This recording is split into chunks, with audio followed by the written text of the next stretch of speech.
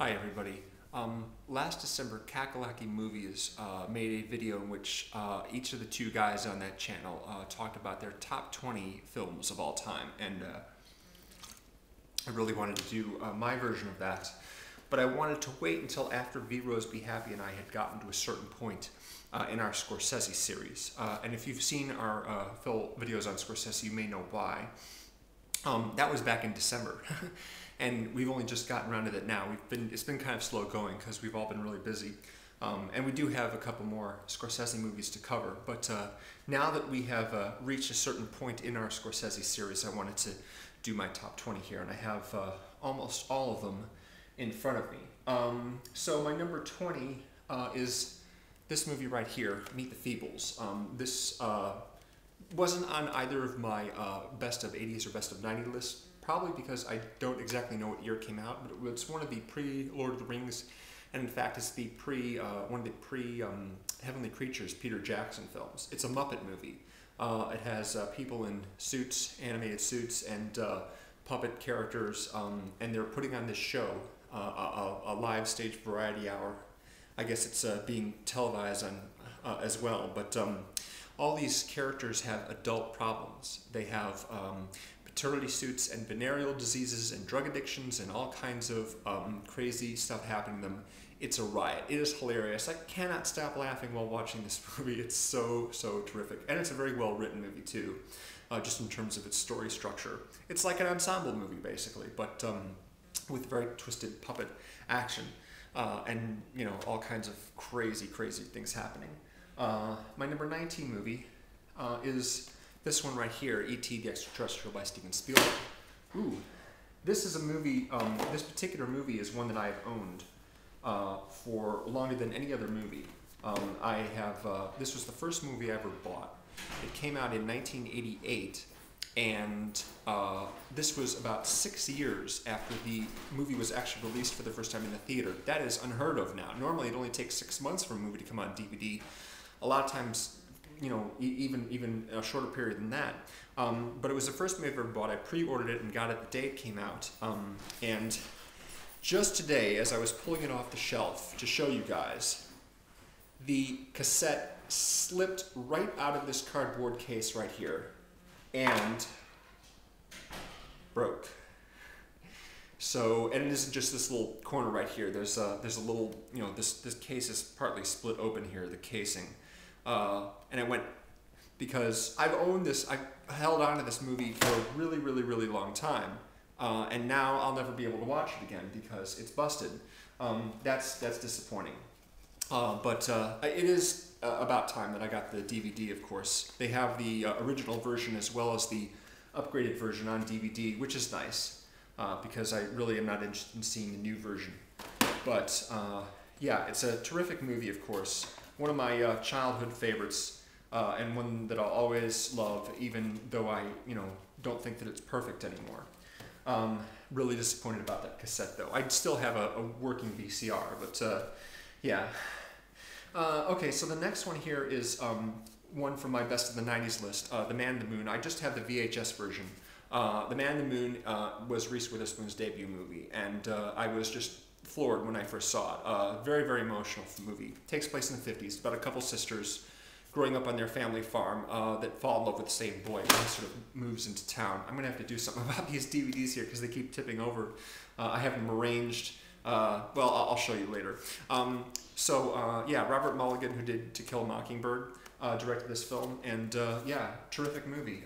It's one that I've always liked. It came in at number 6 on my best of the 90s list, if I remember right.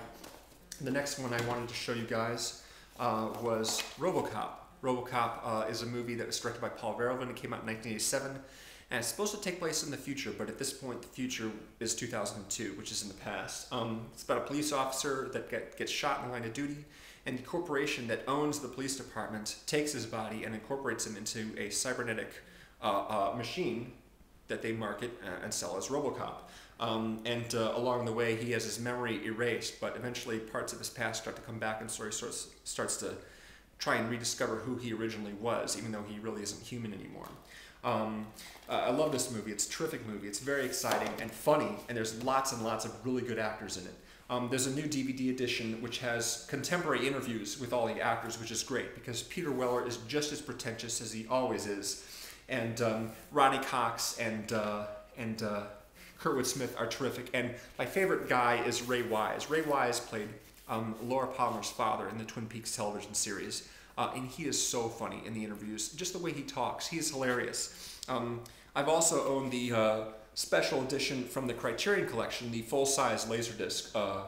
I've had this for quite some time, and this actually has a little bit of a few extra shots in it, violent shots that they had to cut out in order to get the R rating. They've been included back in here, but the image quality is the same as the rest of the movie, so it's a little distracting.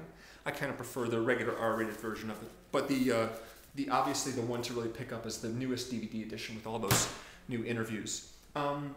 Next, The Empire Strikes Back. This is the best of the Star Wars movies, of course, and this is the definitive Yoda movie. Yoda's in most of the Star Wars movies, but this is the one where he really gets a chance to shine. This movie came out in 1980. I was about 7, I think, when this movie came out, and it had a somewhat unhappy ending. More than just somewhat unhappy, which was unusual. Normally, everything turns out great at the end of the movies that I saw back then, so this movie really made an impression. And it's scary too, and you know, it's really good. Of course, I like the original Star Wars movie. Of course, it's a terrific movie, but Empire is the keeper of the bunch. Next, I wanted to talk about a movie which was on my best of the '90s list called Unforgiven. Again, I don't have the DVD here; I just have the dub, which I taped off of a Laserdisc many years ago, just like the one that I just showed you. Yeah, so it's letterbox, it's the widescreen. Clint Eastwood is one of the few directors that still uses widescreen lenses rather than regular lenses in order to make a widescreen movie. Normally they use a regular lens and they just keep everything within a certain, you know, vertical area, and then they blow up that image.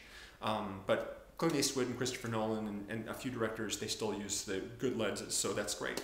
And this is a terrific movie, very emotionally devastating, and it won Best Picture and Best Director, which is awesome.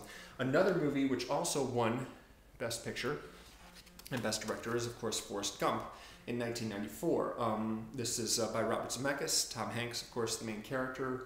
Y'all know what this is about, and it's a terrific movie, one that I was pretty floored by when I saw it.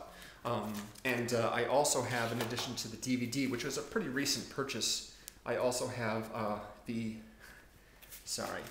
full-size Laserdisc here, which I've owned since it came out back in, I guess, late '94, early '95, and it's got extras on it, I think. Yeah, it's got a big long documentary on it. So there's like two discs in the set. The first disc has side 1 and 2 has the movie on it, and then the third disc has the end of the movie because it's over 2 hours. So they needed 3 sides in order to hold the whole thing, and then the fourth side has the extra features on it. This is what us movie buffs had to deal with back in the mid-90s. It's kind of funny now. But I have it on DVD now, so it's all good. I can watch it uninterrupted. The next one is Full Metal Jacket, Kubrick, Stanley Kubrick. This is Kubrick's Vietnam movie. It came out in 1987. And it wasn't for another 12 years that he made another movie, which of course was Eyes Wide Shut in '99. Yeah, this movie was a sock in the gut for me, really. It was just really intense and harsh. Of course, R. Lee Ermey as the drill sergeant is the big standout performance here. But the whole movie is terrific. The whole story structure is amazing. Could be my favorite Kubrick movie. Could be. There's a lot of his movies that I like, but that one really sort of sticks out as being. I mean, I saw it at a very impressionable age. It came out in '87, so I must have seen it about a year later, and I would have been about 15 years old at that time. So, yeah, certainly made a big impression. Another movie which I don't own on DVD, partly because there is no widescreen edition, and it really needs to be in widescreen, is Roger and Me. This is this is probably a movie that I just taped off of cable when it came out.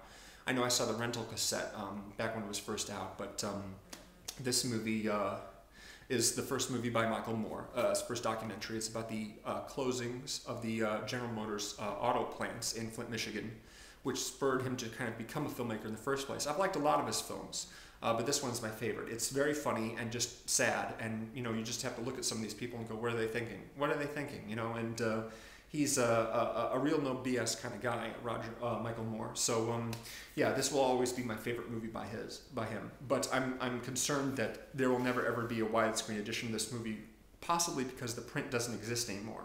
You know, on Laserdisc, on DVD, it's only ever cropped, and it needs to be in widescreen so you can see the entire headline when he has a headline for a newspaper or whatever.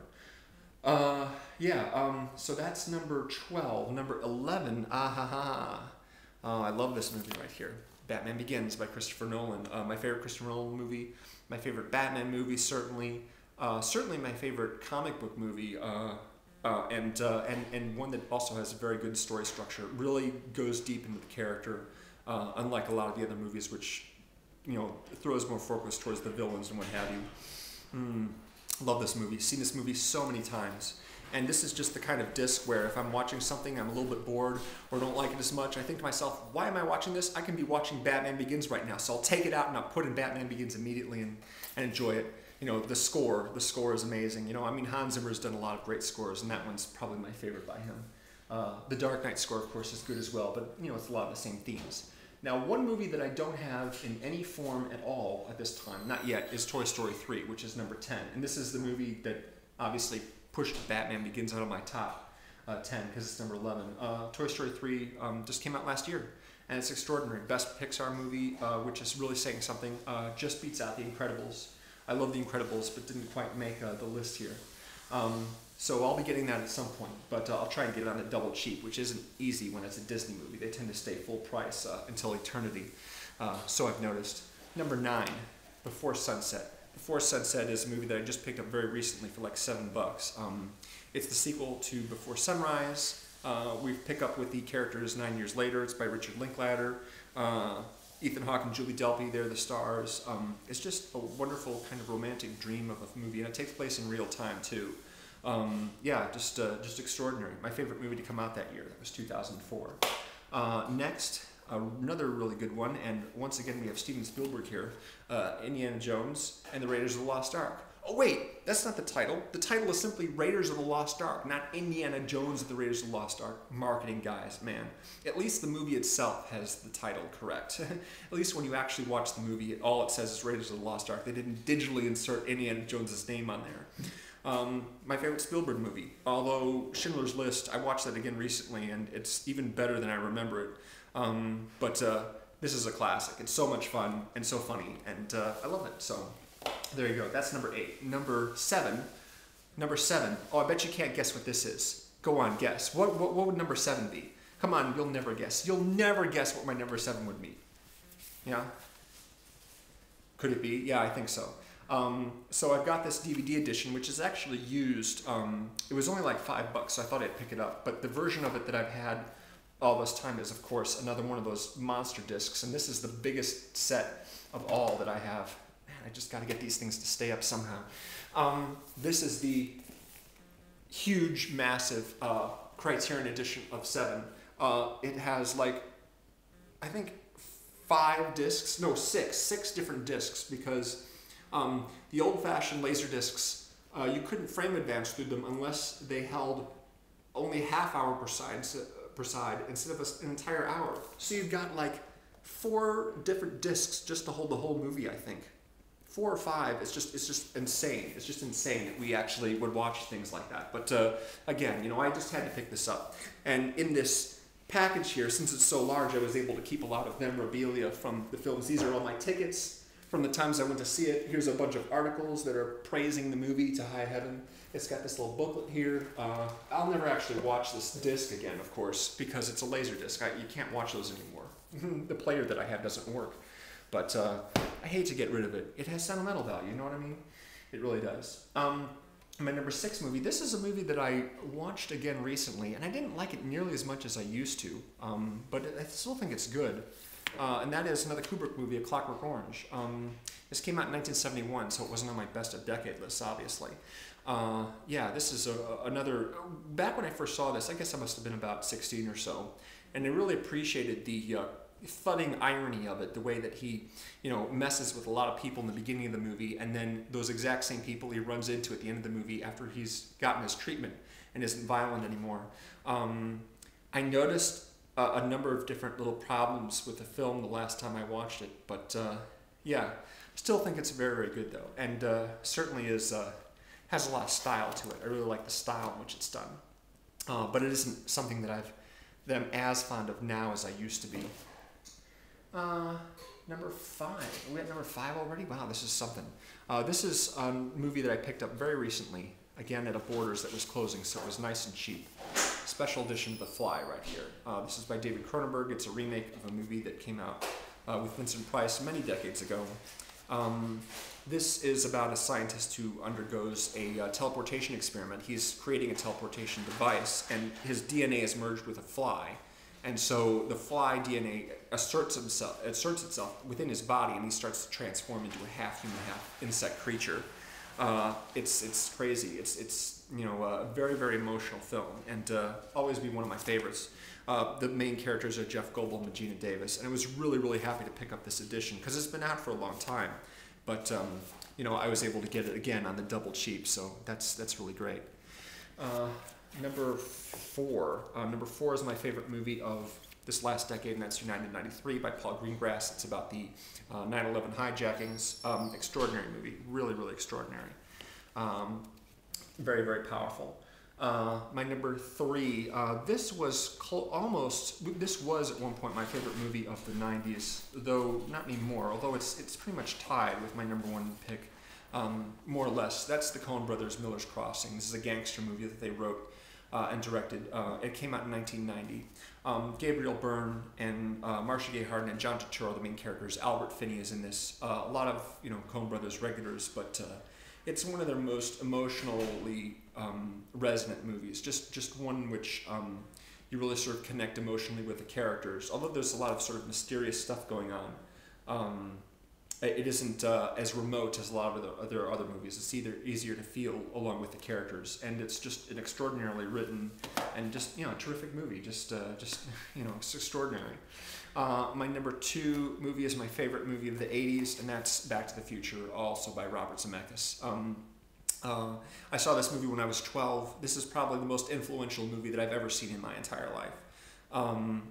With Seven was like the most extraordinary experience that I've had watching a movie in the theater. Just being utterly devastated and just couldn't move when it was over. This one was just like, this was the movie where I really started to appreciate what a screenwriter does and the way that the plot works so well. I was really lucky because this was nice and cheap. It was only $7, and it's just the first movie. Normally, I would see it in a package with the entire trilogy. I didn't want parts 2 and 3. I didn't like them nearly as much. Part 1 here, and again, this was just something I got a few weeks ago.